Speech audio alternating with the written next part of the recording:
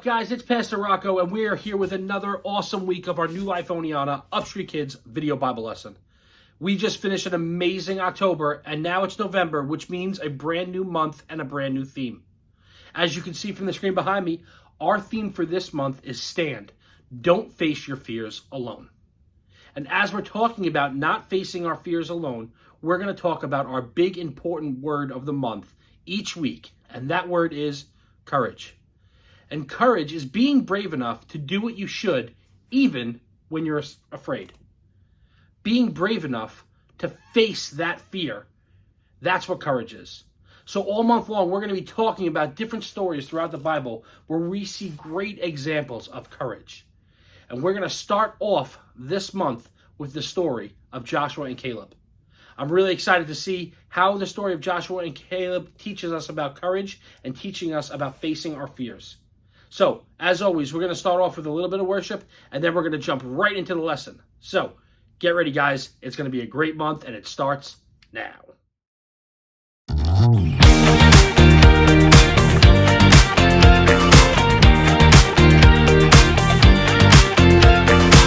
When I wake up, I know that you are with me every step of the way. You're strong enough to handle any fear that I face. Even things that scare me, 'cause they seem too big. Even all the hard things that make me wanna quit. You're bigger than it all, and you're in charge of it. And I don't feel so worried when I look to you, Jesus. Your love is unforgettable. Your strength is undeniable. With you, nothing is impossible. You are the reason, you are the reason I'm brave. You are the reason, you are the reason I'm brave. You are the reason, you are the reason I'm brave. When I look at how great you are, your kindness helps me believe that you are good, and with you I can do anything. Even things that scare me, 'cause they seem too big. Even all the hard things that make me wanna quit. You're bigger than it all, and you're in charge of it. And I don't feel so worried when I look to you, Jesus. Your love is unforgettable. Your strength is undeniable. With you, nothing is impossible. You are the reason, you are the reason I'm brave. You are the reason, you are the reason I'm brave. You are the reason, you are the reason I'm brave. Your love is unforgettable. Your strength is undeniable. With you, nothing is impossible. You are the reason, you are the reason I'm brave. You are the reason, you are the reason I'm brave. You are the reason, you are the reason I'm brave.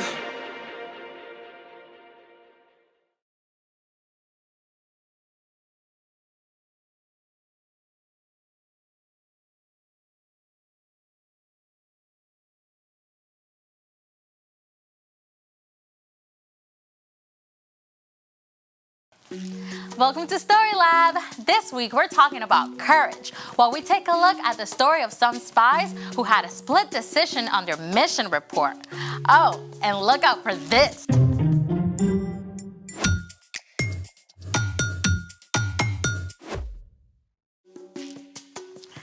Hey, I'm Amaya. And I'm Zeke. And we're talking about courage, which is being brave enough to do what you should, even when you're afraid. So, let me get this straight. Fear is where courage starts? Yep.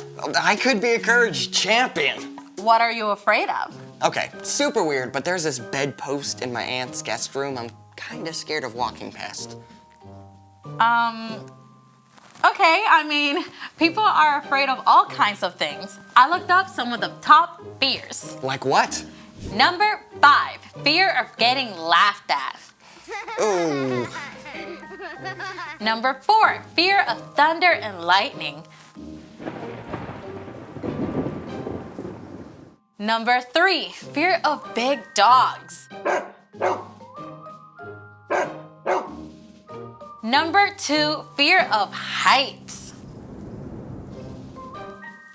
And number 1, fear of snakes and spiders. Now my heart's pounding. I know, right? When fear shows up, it can actually take over your body. Fear really does go straight for the control system. When you face a fear, your brain alerts your nervous system, which triggers the release of stress hormones like cortisol and adrenaline. This causes your blood pressure, heart rate, and breathing to increase. More blood flows to your limbs so you can throw a punch or run for your life. And some parts of your brain are so busy amping up your body that the thinking part of your brain can shut down. Wow. No wonder we make such terrible decisions when we're afraid. Yep, but there are things that we can do to face our fear. Like we can breathe deeply and slowly. And we can also ask questions about our fears. Like, what do I really think that bedpost is gonna do to me? Exactly. Oh, great job holding up the bed. You can even plan baby steps to face your fear, a little bit at a time. Hey, what are you afraid of? Crickets. What? Yeah. What's in the box? A cricket? Oh, this is great. You can face your fear right here. Yeah. Okay, just gonna lift the box up really slowly. And then I'm just gonna open it really slowly. Maybe after the story. Well, okay, it's time for... The story before the story. Today, we're in the 4th book of the Old Testament, Numbers. God promised to bless the whole world through Abraham's family, the Israelites, and give them a home in the land of Canaan. God delivered them from slavery in Egypt, leading them through the Red Sea. In the desert, God showed deep love by giving the Israelites food and water. God also gave them rules to show them how to love God and love others. At last, God led the people to the very edge of Canaan, the Promised Land. And that's where our story starts. Let's go! Hey everyone!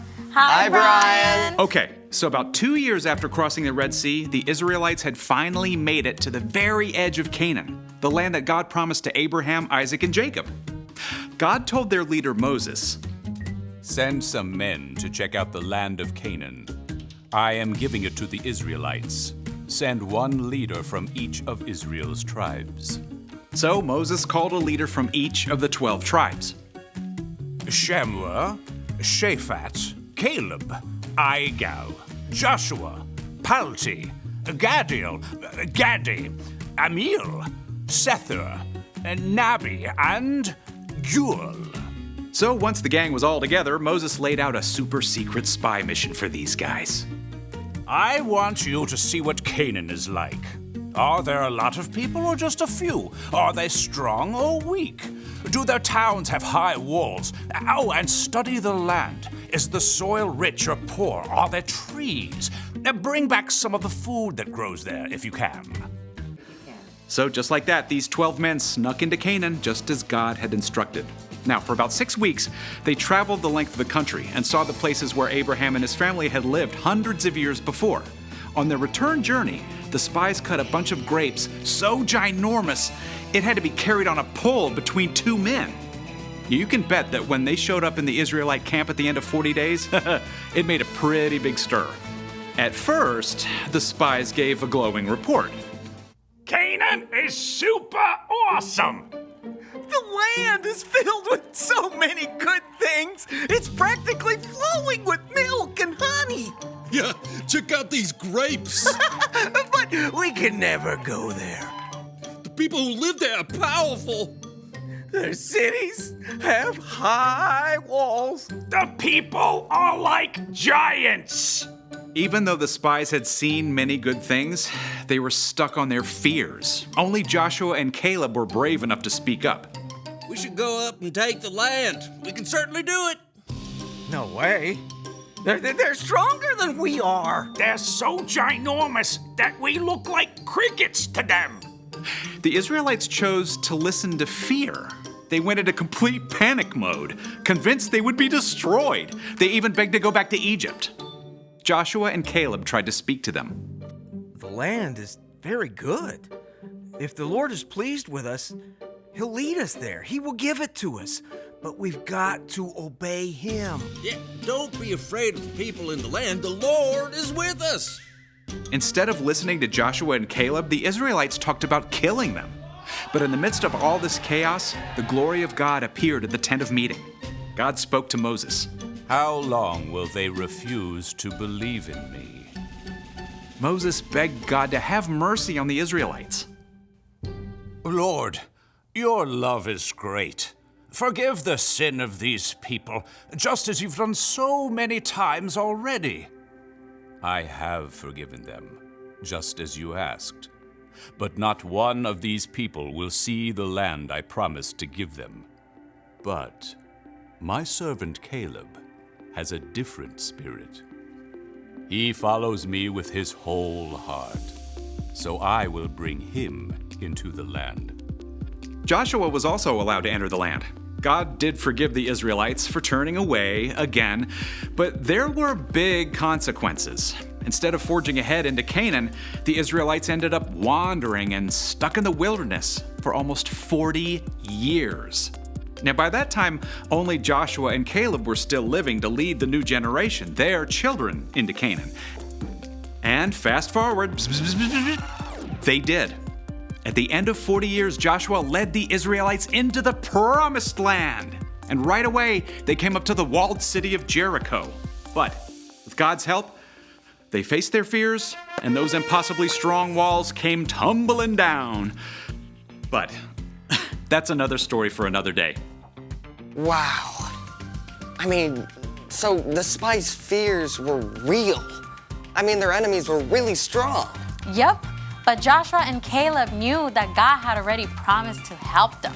Yeah, they had to make a choice to do the right thing, even when everyone else was giving into fear. So, what's our part in the story? Well, fear is totally normal, but God can still help you be brave and do the right thing.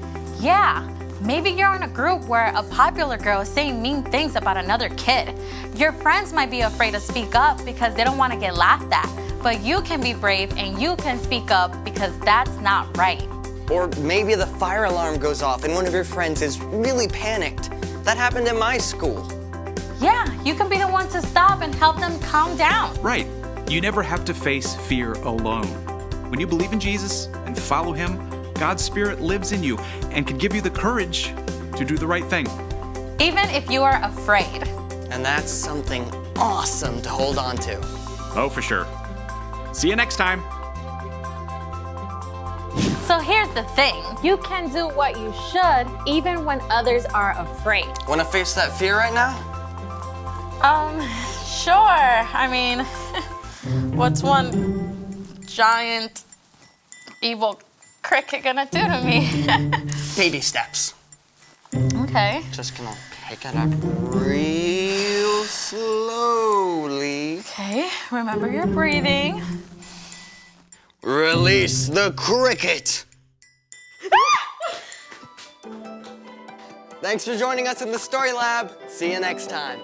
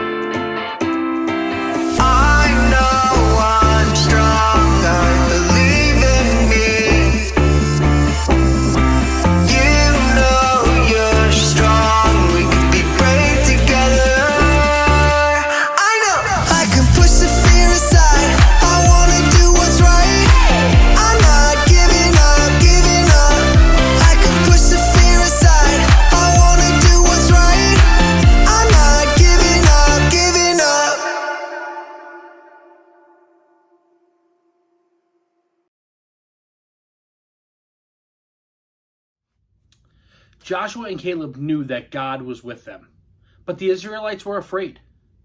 But that brings us to our lesson for this week, and that's that you can do what you know you should even when others are afraid. Joshua and Caleb continued to put their faith in God and to continue to put their trust in God because they knew that that's what they were supposed to do. They knew that that's what they should do, even when others were giving them opposition. So guys, remember, you can do what you should even when others are afraid. Guys, that's week 1, and we're really excited for the next 3 weeks of our Stand theme. So, stand with me and get ready for the next 3 exciting weeks. We'll see you back next week, same time. We love you. More importantly, God loves you, and we hope that you have a blessed week. Bye-bye.